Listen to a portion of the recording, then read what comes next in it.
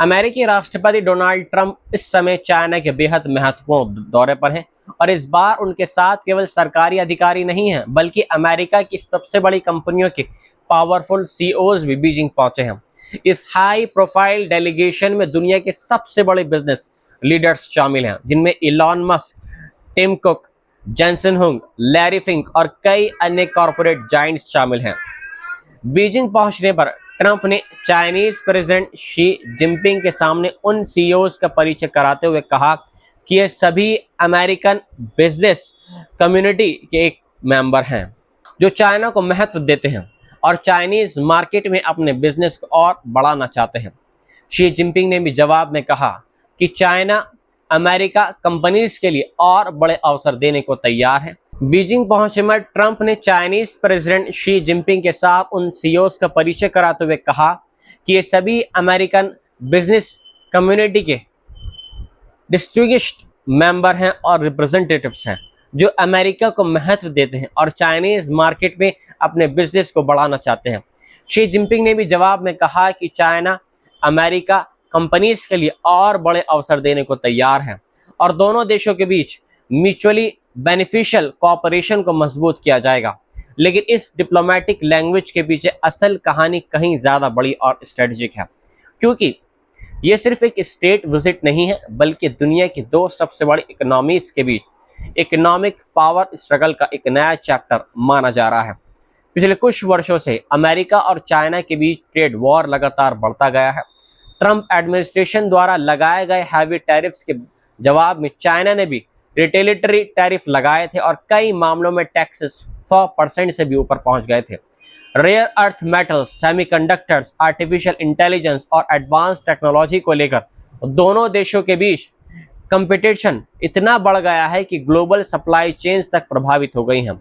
अब ट्रंप इस विजिट के जरिए एक तरफ इकोनॉमिक डील्स हासिल करना चाहते हैं तो दूसरी तरफ अमेरिका वोटर्स को ये दिखाना चाहते हैं कि उनकी लीडरशिप ने यूएस इकोनॉमी को फायदा मिल सकता है।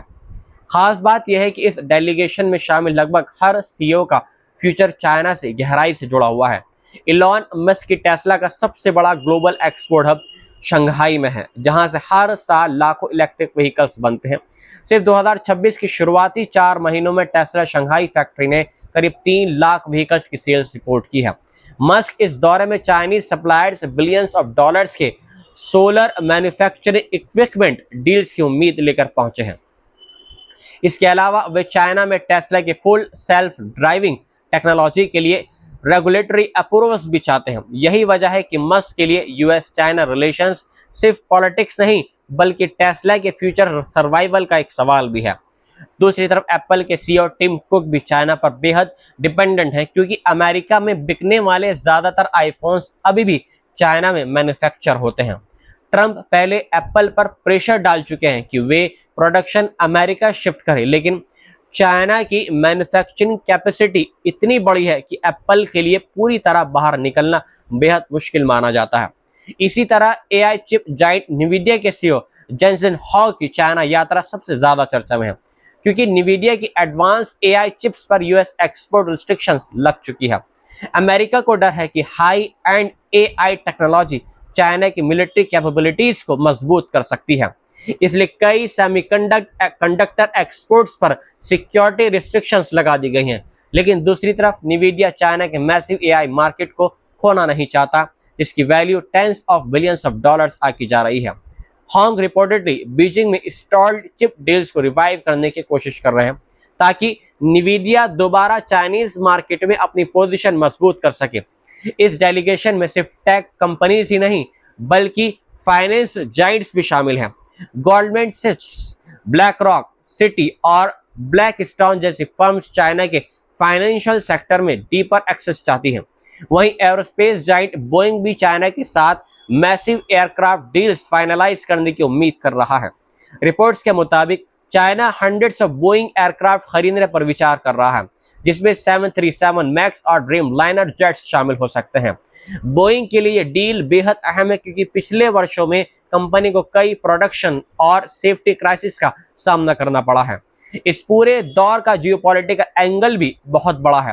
ट्रंप एक तरफ सिलिकॉन वैली और अमेरिकन कॉरपोरेशंस को अपने साथ रखना चाहते हैं, जबकि दूसरी तरफ मिड टर्म इलेक्शन से पहले इकोनॉमी और जॉब्स के मुद्दे पर पॉलिटिकल एडवांटेज हासिल करना चाहते हैं।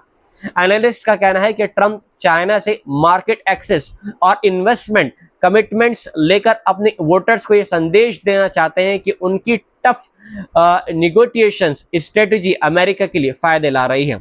लेकिन चाइना भी इस मीटिंग को अपने स्ट्रेटेजिक इंटरेस्ट के लिए इस्तेमाल करना चाहता है। बीजिंग टैरिफ्स में राहत, सेक्शंस रिमूवल और एडवांस सेमीकंडक्टर्स तक एक्सेस की मांग कर रहा है।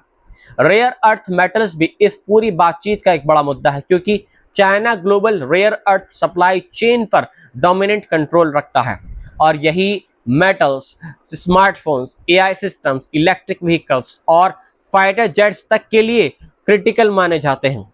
अगर चाइना एक्सपोर्ट रिस्ट्रिक्शंस बढ़ाता है तो अमेरिका टेक्नोलॉजी इंडस्ट्री को भारी नुकसान हो सकता है। यही कारण है कि ट्रंप के साथ इतने बड़े सीईओज का बीजिंग पहुंचना केवल सिंबॉलिक गेस्चर नहीं, बल्कि ग्लोबल इकोनॉमिक पावर बैलेंस की लड़ाई का हिस्सा माना जा रहा है। इस विजिट पर पूरी दुनिया की नज़र इसलिए भी है क्योंकि आने वाले वर्षों में आर्टिफिशियल इंटेलिजेंस और इसके अलावा सेमीकंडक्टर्स, इलेक्ट्रिक व्हीकल्स और स्ट्रेटेजिक मिनरल्स की रेस तय करेगी कि 21वीं सदी की सबसे बड़ी इकोनॉमिक सुपर पावर कौन बनेगा।